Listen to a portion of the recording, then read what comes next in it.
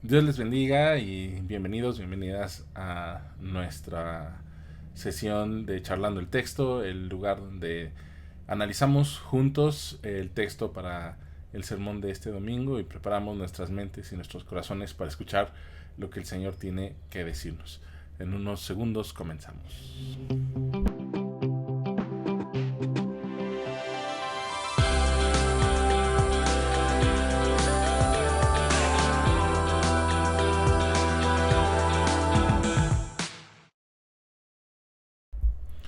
En esta ocasión estaremos analizando una parábola. Esta es una parábola que se encuentra en el Evangelio de Lucas, en el capítulo 18. Y es la parábola que se conoce como la parábola del siervo infiel, aunque vamos a ver si realmente ese es el título adecuado. Esto es Lucas 16, versículos 1 al 9. Vamos a leer juntos y después hago algunos comentarios. Dijo también Jesús a los discípulos: un hombre rico tenía un administrador que fue acusado ante su amo de malgastar sus bienes. El amo lo llamó y le dijo: ¿qué es esto que me dicen de ti? Preséntame las cuentas de tu administración, porque desde ahora quedarás despedido de tu cargo. El administrador se puso a pensar: ¿qué voy a hacer ahora? Mi amo me quita la administración y yo para acabar no tengo fuerzas y pedir limosna me da vergüenza. Ya sé qué voy a hacer para que cuando deje el cargo alguien me reciba en su casa. Comenzó entonces a llamar uno por uno a los deudores de su amo. Al primero le preguntó: ¿cuánto debes a mi amo? Le contestó: 100 barriles de aceite. El administrador le dijo: pues mira, tomas tus recibos y apuntas solo 50. Al siguiente le preguntó: ¿tú cuánto le debes? Le contestó: 100 sacos de trigo. Le dijo el administrador: pues mira, toma tus recibos y apunta solo 80. Y el amo elogió al administrador corrupto porque actuó con astucia. En efecto, los que pertenecen a este mundo son más sagaces en sus negocios que los que pertenecen a la luz. Por eso les aconsejo que se ganen amigos utilizando las riquezas corruptas, así que cuando llegue el día de dejarlas, habrá alguien que los reciba en la mansión eterna. Muy bien, este es el texto de Lucas, la parábola que Jesús cuenta a sus discípulos. Y como hemos tratado de hacer en cada uno de los episodios de Charlando el Texto, tratamos de abordar el texto usando alguna técnica en particular, alguna técnica de análisis o de estudio en particular. En esta ocasión, dado que es una parábola, me parece que podemos analizar el texto con el estudio inductivo, con preguntas inductivas. ¿A qué se refiere este tipo de preguntas o de estudio? Se refiere a que hacemos preguntas específicas, muy concretas, preguntas sobre los detalles del texto, y después, junto con toda la información que recabamos de estas preguntas o de estas preguntas y sus respuestas, entonces podemos construir el significado del texto. Entonces vamos a hacer este tipo de estudio, el estudio inductivo. A mí me gusta también llamarlo estudio inmersivo. No sé si alguien use esa expresión en el ámbito de estudios bíblicos, pero me gusta llamarlo estudio inmersivo porque implica, siendo esta una parábola, que nosotros nos metamos dentro de la parábola desde la perspectiva de cada uno de los personajes que están involucrados ahí en la parábola, y desde luego también desde la perspectiva de Jesús como el narrador de esta parábola. Esto es importante enfatizarlo. Jesús funge aquí como narrador de parábola, no nada más no estamos viendo pues un evento aislado, sino que Jesús está contando esta parábola por alguna razón. Y hablando de parábolas, y antes de entrar propiamente al estudio, creo que también es importante que podamos conocer qué es una parábola y cómo debemos leer las parábolas. Una parábola es, en términos sencillos, una narración, un relato. Algunos dicen que es incluso un cuento o una historia que Jesús utiliza o Jesús narra para explicar algo acerca del reino de Dios generalmente. Hay que hacer varias acotaciones aquí. En primer lugar, cuando Jesús cuenta estas parábolas, como ya lo decía, no son historias que hayan sucedido en la vida real. Es decir, Jesús no está diciendo esto le pasó a tal fulano, ¿no? sino que son historias que Jesús crea, que Jesús utiliza para transmitir una enseñanza. En segundo lugar, esa enseñanza es acerca del reino de Dios o de alguna forma de proceder de Dios, aunque no siempre nos explica exactamente qué es a lo que se refiere la parábola del reino de Dios, pero tenemos que entender que se refiere o nos quiere comunicar o enseñar algún principio, alguna idea acerca del reino de Dios. En tercer lugar, como son parábolas, uno de sus objetivos principales es producir una reacción en la persona que está oyendo. Ajá. En esta parábola en particular nos produce una reacción hasta de aversión un poco, porque nos habla de un siervo injusto, de un hombre corrupto que es elogiado por el amo. Vamos a hablar de eso más adelante. Pero la idea de las parábolas es también producir o provocar una respuesta en los oyentes. Y finalmente, para leer las parábolas, tenemos que enfocarnos en lo que las parábolas dicen y sus propias limitaciones. Quiero mencionar dos cosas. En primer lugar, mucho de la parábola, o hay detalles de la parábola que nosotros no sabemos y que no podemos saber, no de la parábola, sino más bien de la historia, porque si nos imaginamos que esta es una historia real, entonces queremos pensar qué pasa o qué pasó en la realidad con tal o cual personaje, o llenar los huecos, ¿verdad? No, Jesús no está relatando un evento, está contando una historia, y lo que sirve a la historia es lo que Jesús nos está presentando dentro de la parábola. Voy a poner un ejemplo. Cuando hablamos de la parábola del hijo pródigo, muchas veces nos preguntamos, ¿y qué pasó con la mamá? Bueno, no importa lo que haya pasado con la mamá, porque la mamá no es parte de la historia que Jesús está contando. Simple y sencillamente Jesús cuenta la historia de un padre y sus dos hijos. Y esa es la historia que Jesús quiere contar, y por el momento lo que haya sucedido con la mamá o no haya sucedido con la mamá no viene al caso en la parábola, porque no es un personaje de la parábola. Es decir, el significado de la parábola solamente está dentro de la parábola misma. Y en ese sentido también, y en segundo lugar, las parábolas no son alegorías. ¿Qué es una alegoría? Una alegoría es cuando nosotros decimos que un personaje, por ejemplo, en una historia, representa a un personaje en la vida real.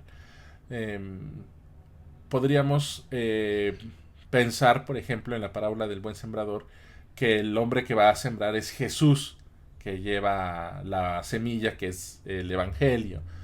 Y podríamos irnos así, sin embargo, haciendo esas alegorías. Sin embargo, las parábolas no son alegorías. Aunque Jesús después utiliza esa parábola del sembrador para decir que la tierra espinosa representa a tales personas, etcétera. Pero es una interpretación que Jesús hace de su misma parábola. Las otras parábolas Jesús no las interpreta, y nosotros tenemos que tener cuidado de no caer en las alegorías. Vamos a ver por qué es importante, en especial para esta parábola, no caer en las alegorías. Pero pensemos en la parábola de la viuda y el juez injusto. La viuda va y le pide al juez que le haga justicia, y que le haga justicia, y que le haga justicia. Nosotros podríamos decir, nosotros somos la viuda que oramos, pero eso quedaría que Dios es el juez injusto, ¿no? Sin embargo, esa alegoría no puede construirse, porque en la parábola misma se dice que ese hombre o que ese juez no teme a Dios. Entonces no es una alegoría adecuada. Por lo tanto, no es correcto hacer alegorías de las parábolas. Más bien hay que escuchar la parábola, entender lo que está sucediendo, y de ahí extraer un significado o algo que Jesús quiere decir respecto del reino de Dios, de toda la parábola, no solamente de un elemento, sino más bien del panorama general que nos pinta la parábola. Muy bien, todo esto como un preámbulo para analizar entonces ahora la parábola del llamado siervo injusto, o siervo infiel, o mayordomo infiel. Y vamos a ir analizando paso a paso y parte por parte cada uno de los personajes que aparecen. En primer lugar, sí quiero mencionar que aunque en algunas Biblias aparece esta parábola con el título de el siervo infiel o el siervo injusto, o cosas semejantes, debemos recordar que la Biblia, cuando se escribió, no tenía títulos y subtítulos y capítulos y versículos. De manera que ese título que podemos encontrar en alguna Biblia no es un título que venga en los escritos originales, y de hecho se pusieron mucho después. Por eso cuando comparamos diferentes versiones de la Biblia, vemos que títulos cambian, que los títulos o subtítulos de los pasajes cambian. En este caso, tenemos que preguntarnos si llamar a esta parábola la parábola del siervo infiel o del siervo corrupto es adecuado, y no hay más bien algún otro mensaje que se quiere enfatizar aquí, que creo que es lo que vamos a demostrar. Entonces, primero sería eso, tener cuidado que el texto, o más bien que el título no es parte del texto, y por lo tanto debemos evitar que ese título influya en nuestra manera de leer la Biblia. En segundo lugar, ahora sí, antes de empezar, es que esta parábola en particular, muchos comentaristas reconocen que es una parábola difícil, es una parábola complicada. En primer lugar, porque no sabemos o es difícil captar cuál es el sentido de esta parábola, qué es lo que nos quiere decir. En segundo lugar, porque parece que se elogia una mala conducta del personaje de esta parábola que ya leímos, el personaje que hace trampas.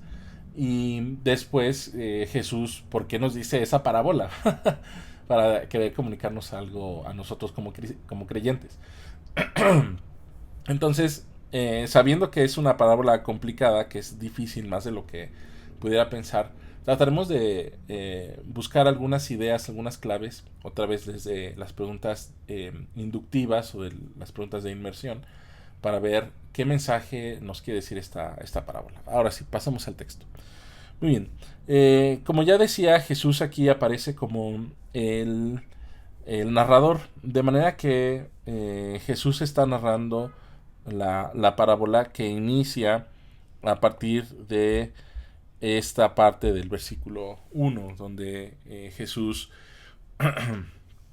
le dice o empieza a relatar la parábola. Esto es importante porque tenemos que diferenciar las voces, las diferentes voces de los personajes. Si Jesús es el narrador, entonces ¿dónde empieza y dónde termina su voz de narrador? Me parece a mí que aun cuando Jesús está relatando, ¿verdad?, lo que dicen y lo que hacen cada uno de los personajes, su participación o su voz de narrador, o la narración que él está haciendo, termina en el versículo 8, y particularmente en la primera parte del versículo 8. Aquí no puse las numeraciones, pero este es el versículo 8a. Y cuando lleguemos a esa parte, voy a explicar por qué yo pienso que, aunque la voz de narrador, lo que está contando Jesús como narrador, termina en el versículo 8, lo que sigue en el versículo 9 es un comentario que él hace. Jesús sigue hablando, pero ya no como narrador de la parábola.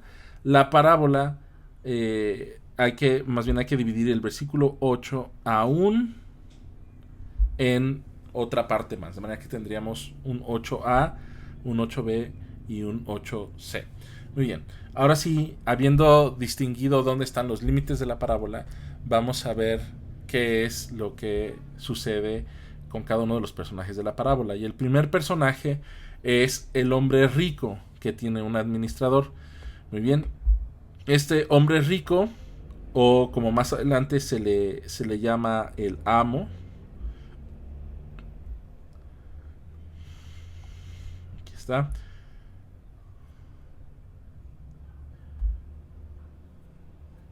y aquí una vez más, el amo es el hombre rico, es la misma persona.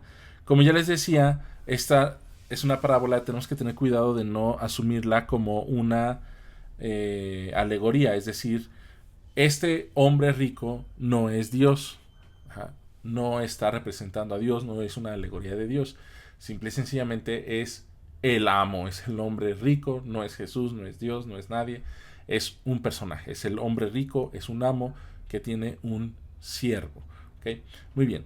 Ahora, este hombre rico que tiene un siervo, resulta que un administrador, un mayordomo, resulta que ante él recibe una acusación de que su administrador está malgastando sus bienes. Muy bien. ¿qué es lo que sucede aquí? El hombre no le consta, ajá, que está malgastando sus bienes. Ajá. Él escucha la acusación, alguien va y acusa al siervo de que está malgastando sus bienes. De hecho, más adelante dice el amo, ¿qué es esto que me dicen de ti? Ajá.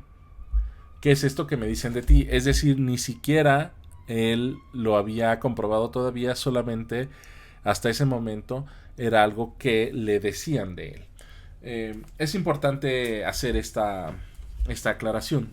Es decir, el hombre no es que haya abierto sus libros, sus recibos ni nada y haya descubierto que hay un problema ahí, sino que alguien le dijo, no sabemos quién, y el hombre entonces ahora llama al administrador para que dé cuentas, pero no se espera que él le explique nada, sino que simple y sencillamente le dice, preséntame las cuentas de tu administración porque desde ahora quedas despedido de tu cargo. Es decir, sin investigar ni nada, solamente lo despide. Eh, Ciertamente le pide cuentas, digamos, para que presente sus papeles y se despide. ¿Cuál es la acusación? Es el malgastar los bienes. Ahora, aquí esta palabra, malgastar los bienes, se refiere a desperdiciarlos, a gastarlos mal, a derrocharlos, como el hijo pródigo. De hecho, la parábola del hijo pródigo está apenas unos versículos atrás de este pasaje. Entonces, el problema aquí no es tanto que él haya jugado chueco con el dinero, sino más bien que hizo una mala administración del dinero. Un comentarista dice que no es un problema en este punto, ¿verdad? No es un problema de infidelidad o de corrupción, sino es un problema de incapacidad. El siervo no ha sido capaz de administrar correctamente los bienes que su amo le ha conferido. Muy bien, una cosa más acerca de este amo, aunque no es un personaje en particular, esta situación que vemos aquí era muy común en Palestina del primer siglo, en Judea del primer siglo. Había ciertos hombres, ciertos terratenientes que compraban tierras o poseían tierras y entonces le permitían a los campesinos, a los campesinos cultivar en esas tierras a cambio de que una porción de la producción se la regresaran al amo. Ahora, este amo, para evitar problemas, dejaba un administrador y ese administrador era el encargado de precisamente recolectar toda la producción que se le debía a su amo, administrar los recursos, mientras el amo estaba en otro lugar. Entonces, por eso es que este amo no sabe si está haciendo una buena administración o no su siervo, más bien escucha la acusación. A él no le consta y escucha la acusación. Muy bien, eso en cuanto al amo o al hombre rico. Ahora veamos qué es lo que sucede con el administrador. El Evangelio de Lucas nos dice que se puso a pensar, estaba cavilando, estaba meditando qué es lo que va a hacer ahora el administrador. Aquí tenemos al otro personaje. Muy bien, entonces se pregunta, ¿verdad? Y entonces, ¿qué voy a hacer ahora? Se me quita la administración, mi amo me quita la administración y dice, yo para acabar no tengo fuerzas y pedir limosna me da vergüenza. Es decir, por ahí leí un comentarista que decía, como todos los altos ejecutivos, no tiene fuerzas para hacer el trabajo de un obrero común, como cavar, y como todas las personas que administran dinero, tiene demasiado orgullo como para ahora tener que pedir dinero. Entonces, este hombre se ve confrontado con esta situación. Está perdiendo su trabajo, no hay oportunidad de que se defienda, de que presente una buena administración al amo o que presente evidencias de que ha hecho una buena administración. Hasta el momento no sabemos en realidad si ha hecho una mala administración o no, solamente es una acusación. No tendríamos por qué dudar de que es una acusación verdadera, pero lo que sabemos es que está acusado, no tiene oportunidad de defenderse y entonces tiene que idear algo porque se va a quedar sin trabajo y sin sustento propio. Y entonces,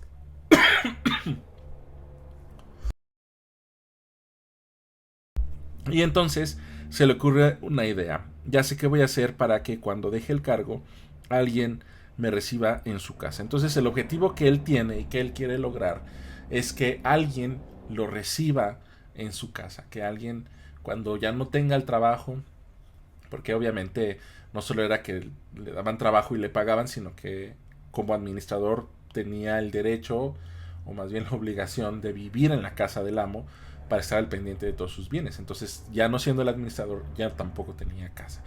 Entonces, lo que él quiere es tener un lugar donde vivir, probablemente también un trabajo. Y entonces empieza a llamar a los deudores de su amo y dice que los llamó uno por uno.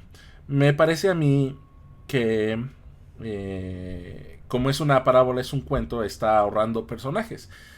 No creo que solamente tuviera dos deudores el amo, o que nada más dos personas tenían que darle sus productos. Pues yo creo que si solamente fueran dos, la administración hubiera sido mucho más fácil. Pero para fines del cuento, de la historia, pues se reduce a dos personas, ¿no? Y entonces al primero le pregunta cuánto le debes a mi amo, le contesta 100 barriles, y entonces el administrador le dice apunta solo 50. Le reduce la cuenta a la mitad. Algunos dicen que es una reducción de un impuesto que se ponía, es decir, el administrador eh, le condona los impuestos. Otras personas dicen que no es que le condonaran los impuestos, sino que más bien la cuenta real se la baja a la mitad. Y yo tiendo a pensar que más bien se refiere a eso, ¿no? Que el deudor debía 100 barriles y entonces el administrador le reduce la cuenta a la mitad. Y al segundo, ¿cuánto debes? 100 sacos de trigo, pues apunta solo 80. No es la mitad, pero ya es una cantidad menor. Ahora, ¿quiénes son estos deudores? ¿Verdad? Son las personas que probablemente trabajaban en los campos del amo, de la persona rica, del hombre rico, y entonces eso que les está pidiendo es lo que ellos debían haberle dado. Eh, Tal vez en esto reside la mala administración del administrador, valga la redundancia, en que no ha cobrado lo que tiene que cobrar. Entonces ahora va y lo cobra. Pero ¿qué es lo que está haciendo aquí el administrador? Bueno, primero tenemos que entender que estos deudores muy probablemente no saben de la acusación, no saben que el administrador está siendo despedido. Por lo que leemos en la parábola, solamente lo saben el administrador y el amo.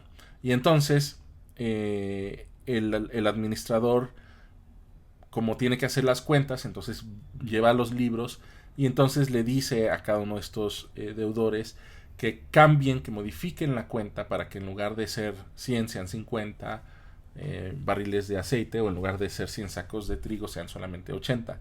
Ellos no saben que este hombre está siendo despedido.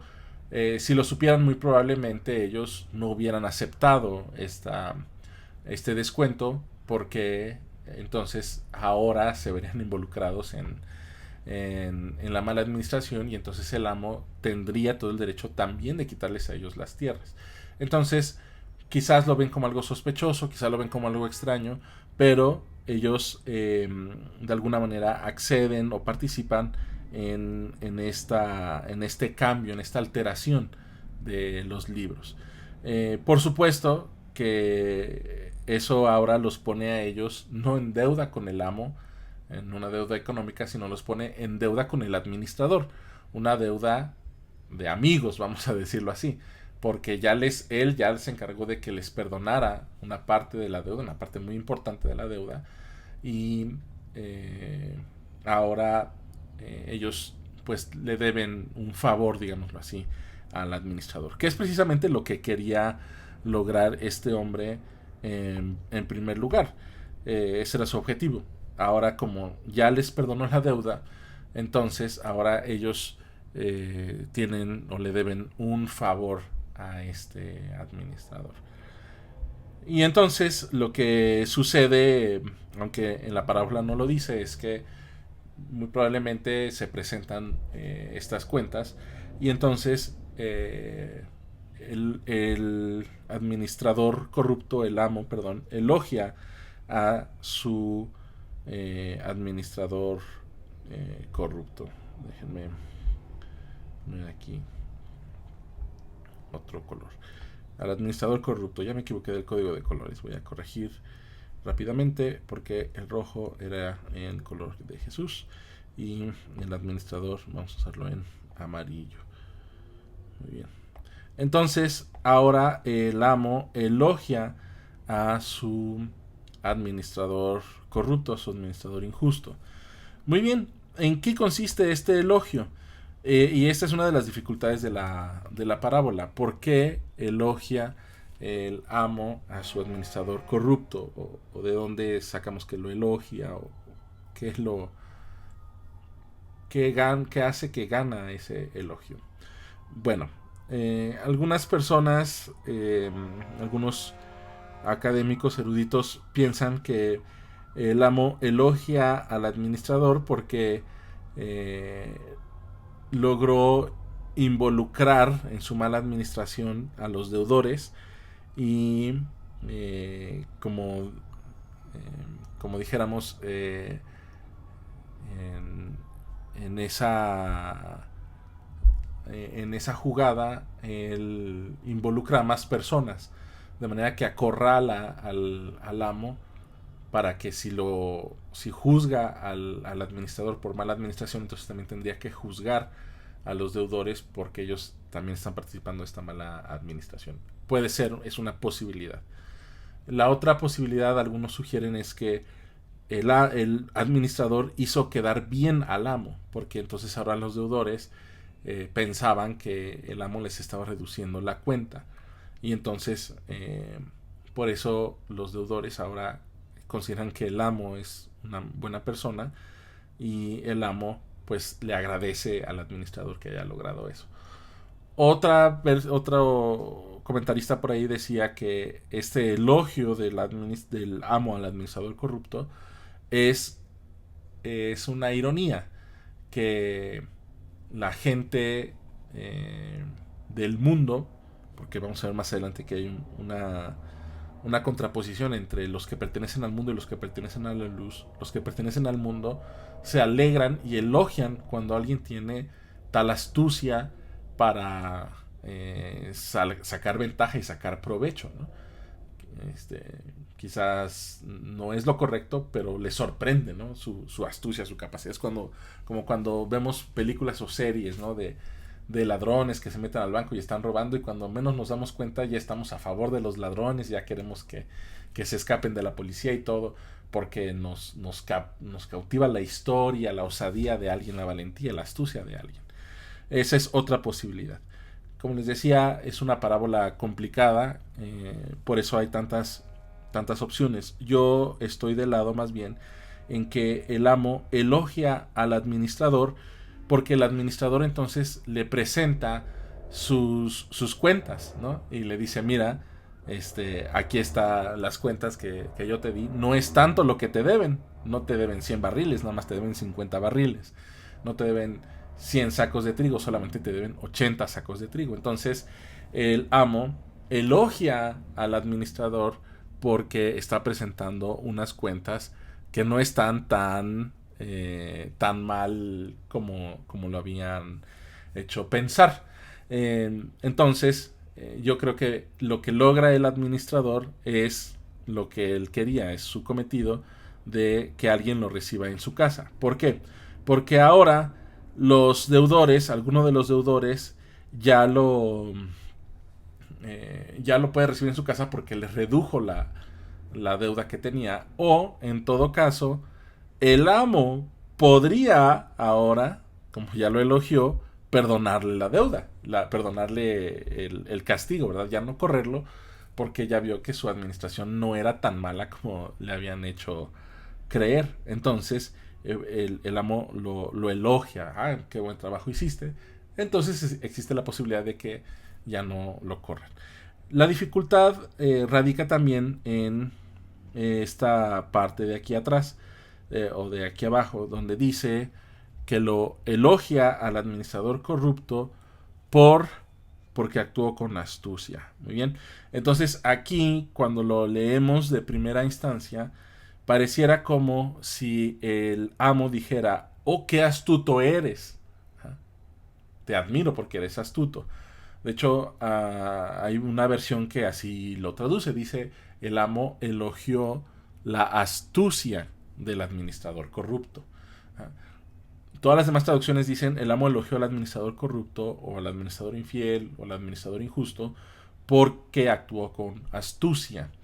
Eh, y yo creo que esa es una palabra muy clave. Como les decía, la parábola termina aquí. La parábola termina con que el amo elogia al administrador corrupto. Y entonces Jesús nos explica por qué lo elogia. Ajá.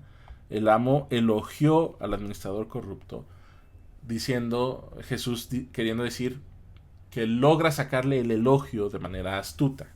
Es lo que quiere decir. No quiere decir que el amo le dijera: qué astuto eres, te admiro porque eres astuto, sino más bien el amo lo elogia. ¿Y cómo es que logra ese elogio? Siendo astuto. Entonces, me parece que ese es el punto de Jesús, que en todo lo que vemos aquí, en todo el actuar del siervo infiel o del siervo corrupto, hay astucia. Me reitero más, esperando no confundir más las cosas. El elogio es por lo que logró hacer, lo que le presenta el administrador a su amo, esos libros, las cuentas que le pidió, que no estaban tan mal como él creía, y entonces lo elogia. ¿Ja? Y ese elogio el administrador lo logra por actuar con astucia. ¿Ja? Entonces, la astucia, poniéndolo de esta manera, es lo que logra que el amo termine elogiándolo y que los deudores terminen muy probablemente aceptándolo si el amo lo llega a correr, recibiéndolo en su casa. Muy bien, esa sería la parábola como tal. No sé si ha quedado claro, espero que sí. Como ya les decía, es una parábola complicada, es la parábola más difícil, algunos dicen. Y entonces viene el comentario después de Jesús. Como ya les decía, la voz narrativa de Jesús termina en el 8b, que sería porque actuó con astucia, explicando una vez más que todo el actuar del administrador fue astuto, de manera que logró el elogio de su amo y que los deudores lo reciban. Y entonces Jesús explica a partir de esa parábola qué es lo que quiere dar a entender. Y lo primero es que nos dice: en efecto, los que pertenecen a este mundo son más sagaces. Aquí la palabra es astutos. Son más astutos en sus negocios que los que pertenecen a la luz. Los hijos de este mundo, los que pertenecen a este mundo, al mundo presente, al sistema de valores del mundo, son más astutos en sus negocios que los que pertenecen a la luz. Esta es una... Y aquí es donde radica uno de los problemas, ¿verdad? Porque pensamos que entonces Jesús está diciendo que los hijos de la luz deberíamos ser corruptos como los hijos del mundo. Pero Jesús no está diciendo que seamos corruptos, sino que está diciendo que son más astutos, son más sagaces. Y eso es cierto, muchas veces como creyentes en Cristo, a veces queriendo actuar quizás de buena fe, de buena bondad, cuando nos damos cuenta, todo el mundo nos está timando, tomando el pelo o aprovechándose de nosotros. Jesús no dice que cerremos la mano. Ajá. No está diciendo que cerremos la mano, ni que no seamos generosos. Está diciendo que deberíamos ser astutos, sagaces. Ajá. Tan sagaces como los hijos del mundo son para hacer lo malo, deberíamos nosotros ser sagaces y astutos para hacer el bien. Y termina esta porción con un consejo de Jesús. Dice, por eso les aconsejo que se ganen amigos usando las riquezas corruptas. Aquí hay otra dificultad, que se ganen. Jesús aconseja que nos ganemos amigos usando las riquezas corruptas. Bueno, me parece a mí que para Jesús todas las riquezas son corruptas. De hecho, la palabra en griego que está detrás de la palabra riquezas es la palabra mammon, eh, que es la palabra para riqueza o para dinero, pero que es el nombre de un dios babilónico, el dios babilónico del dinero, ¿no? Entonces está diciendo por definición que las riquezas del dinero es corrupto. No porque sea malo, para Jesús no hay dinero bien habido y mal habido, no es una distinción que a él le preocupe. Jesús de todas maneras les dice a sus discípulos que no carguen muchas cosas, que si alguien les da de comer acepten la comida, etc. El punto aquí es que las riquezas, sobre todo en el Evangelio de Lucas, para Jesús son un problema para el ser humano. Entonces las riquezas siempre van a ser corruptas, siempre, porque siempre tienen el potencial de corrompernos. Entonces Jesús está diciendo, no está diciendo que haya riquezas corruptas y riquezas no corruptas, como si nos estuviera dando permiso de que podemos ser corruptos para ganarnos amigos, sino simple y sencillamente que usemos las riquezas para ganar amigos. De hecho, una traducción que me parece muy interesante dice algo así: les aconsejo que usen esta cosa sucia llamada dinero para ganar amigos. Creo que ese es el sentido cuando Jesús habla de riquezas corruptas o riquezas injustas, ¿verdad? Que el dinero es sucio, nos guste o no, el dinero siempre tiene el potencial de corromper y de ensuciar a la gente. El problema y lo que Jesús quiere decir es que en lugar de corromper a la gente y de ensuciar a la gente y de abusar de la gente, ese dinero debería usarse para ganar amigos, para hacer amigos. ¿Cómo hacemos amigos de alguien? Haciendo algo bueno por esas personas. Ahora, el siervo, el administrador, hizo algo bueno por los deudores al quitarles la deuda, pero en ese camino dañó al amo, ¿verdad? Le robó al amo, terminó robándole de una manera muy real, porque al amo le pertenecían 100 barriles de vino y 100 sacos de trigo. Ahora solamente recibe 50 de aceite de olivo y 80 sacos de trigo. Entonces, por ayudar a unos, perjudica al otro y lo engaña. Y entonces, lo que Jesús diría es: seamos más sagaces que eso. Seamos más sagaces que eso. Seamos tan sagaces que podemos hacer buenos amigos con unos y con otros usando el dinero o valiéndonos del dinero. Otra vez, no quiere decir esto que la única amistad que Jesús está permitiendo es aquella por el dinero, sino que si vamos a usar dinero, que sea para ser buenos amigos. Y explica adelante, así que cuando llegue el día de dejar las riquezas, habrá alguien que los reciba en la mansión eterna. Y aquí otra vez tenemos que tener cuidado con la interpretación. ¿Por qué? Porque nosotros diríamos: alguien que lo reciba en la mansión eterna, pues debe ser Dios, ¿no? Debería ser Dios, porque Dios es el que recibe en la mansión eterna.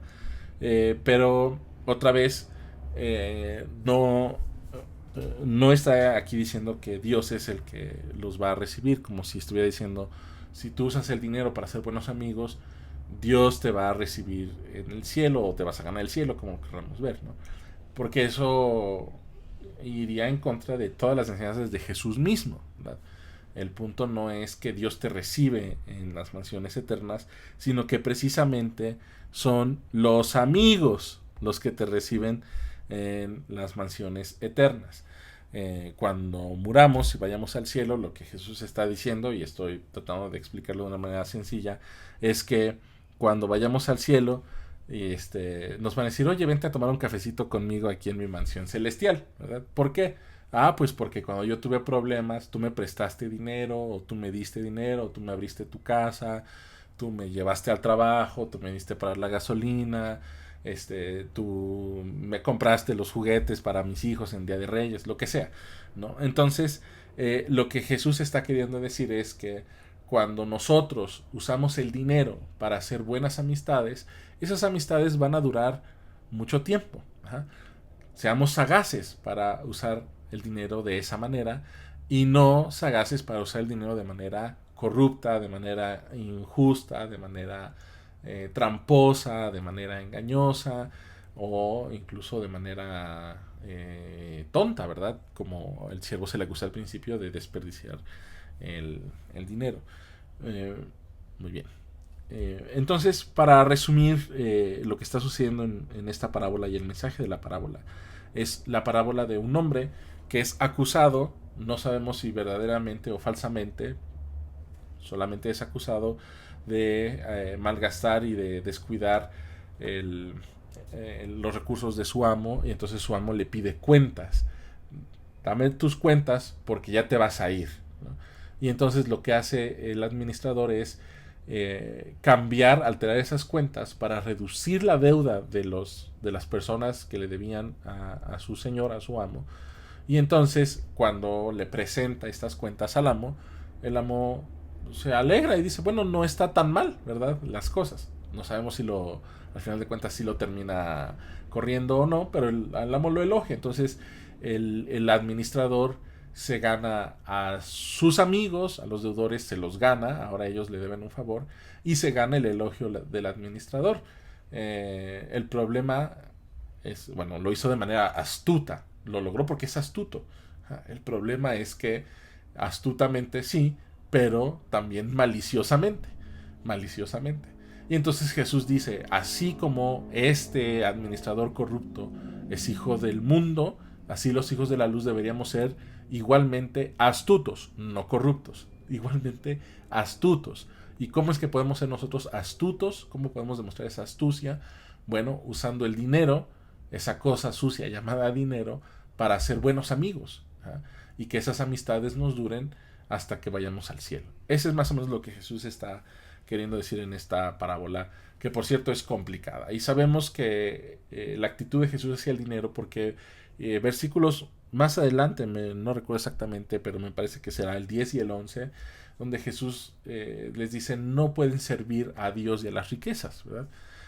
Las riquezas no podemos vivir para generar riquezas o para buscar las riquezas. Tenemos que vivir centrando nuestra vida en Dios. Y entonces quiere decir que las riquezas pasan a un segundo plano. Y después viene otra parábola donde Jesús les dice, puedes tener tantas riquezas, pero cuando te mueras, esas riquezas no valen para nada. Entonces las riquezas van cayendo de lugar de importancia. Entonces la importancia de las riquezas para Jesús sería esto, ¿no? Que esas riquezas, eso sucio llamado dinero, lo usemos para tener amigos. Bueno, aquí le dejamos, no quiero seguir hablando más para no confundir, pero pues de alguna manera creo que ya saben hacia dónde va el sentido del sermón de este domingo. Estaremos hablando de la mayordomía del dinero. Por lo pronto, que estén bien, tengan un lindo fin de semana y Dios les bendiga.